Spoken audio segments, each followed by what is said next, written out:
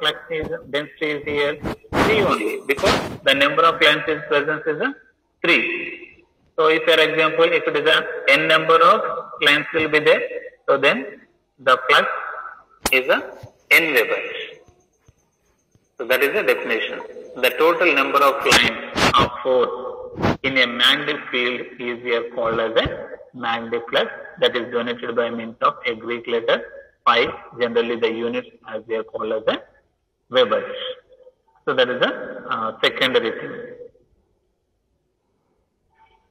Next, so you can see here. So we take the north and south pole is here. So there are 3 lines. Here at south pole there are 3 lines of forces can be obtained. So 3 plus 3 6, 3 plus 3 6. So totally 12 lines. So what is the strength of this one is just we are assuming as 12 is the flux density of a given magnetic material. The next third one is the density. Density is nothing but with a given point how many lines will be passing through that a given area. That is we are called as a density. So according to his definition, magnetic flux density at any point is the magnetic flux passing per unit area of a surface at right angle to the magnetic field. Right angle to the magnetic field. So that is denoted by means of capital B. So it is gives the ratio of magnetic flux per area. So this is the generally we represent for the flux, and we are taking the ratio of that one. So that is will be we are called as a given area. So that is denoted by means of a given area. So that is will be we are called as a magnetic flux density. Next, a fourth definition, the magnetic potential at any point within magnetic field is measured by the work done in shifting a n pole of 1 Weber from infinity to that point against the force of the magnetic field. It is given by m is equal to m into 4.0 into r. Okay. So according to the magnetic definition, magnetic potential is nothing but the work is done shifting n poles. So we are taking the n pole as a reference. It is having the density as a Weber. So 1 unit. So we are moving from infinity to a given particular point. So for example, it is a free space. It is a free space. So here we are placing the n pole that is represented by the point P. So we want to moving n pole. Just it is an imaginary area. So just it is the infinity. It will be location as a P. So we want to move the n pole to the point M. So there is a need to force exist to move the n pole from P point to the M point. So that is the work done. So how long the work is done? So what is the force we can expenditure on that? So that will be we are called as a magnetic potential. Potential is nothing but simply strength. The strength of a magnet to moving from infinity area to the a given point or at a location. So that is will be we are called as a magnetic potential. So these are the 4 definitions important. So in this we can expect the most of the cases ask the definitions of magnet. What is the magnetic field intensity, magnetic flux or magnetic flux density. Fourth one is not an important definition. So sometimes maybe we can expect those 3 only. So rare cases may be asked about what is the magnetic potential. So it can be defined as m is equal to m by 4.0 into r. Instead of d square, we are substituting the value as r only.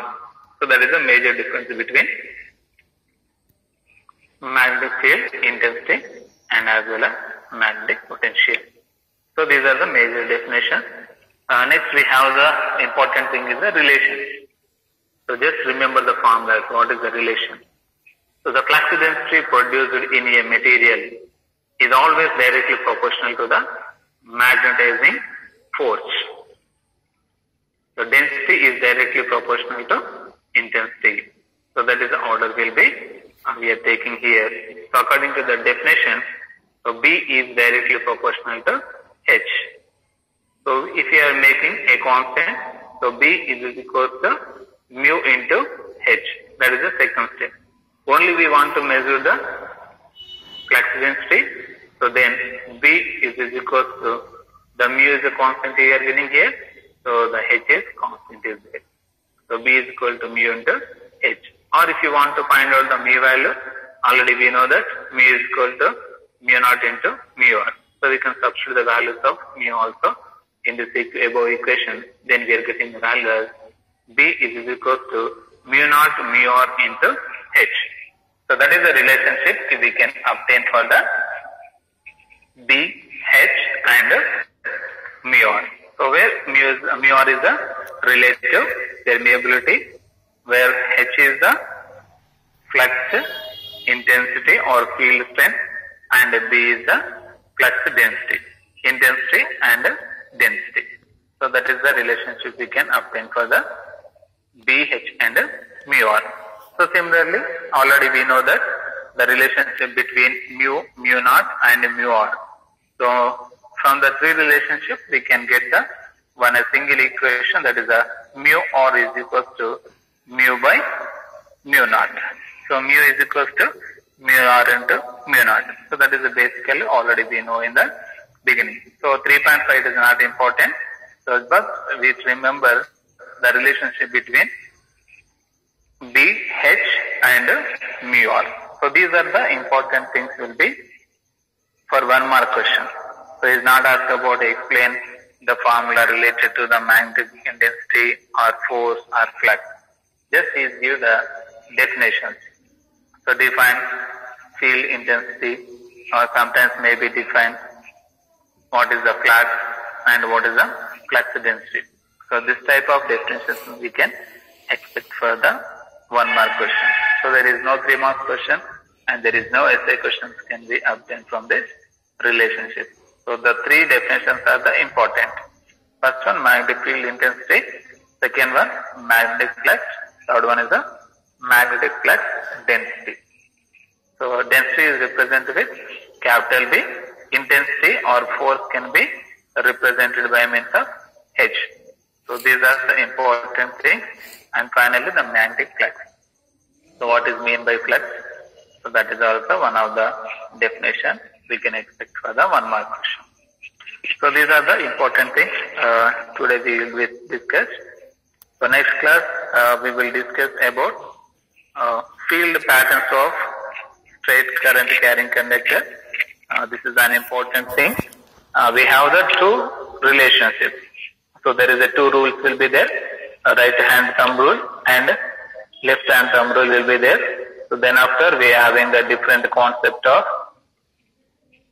field pattern for circular conductor, straight conductor and different solenoid conductors will be there. So from the 3 concepts we can solve the problem. So these 3 are the important topics will be discussed in the 3rd chapter. Right. I hope all of you understand the definition.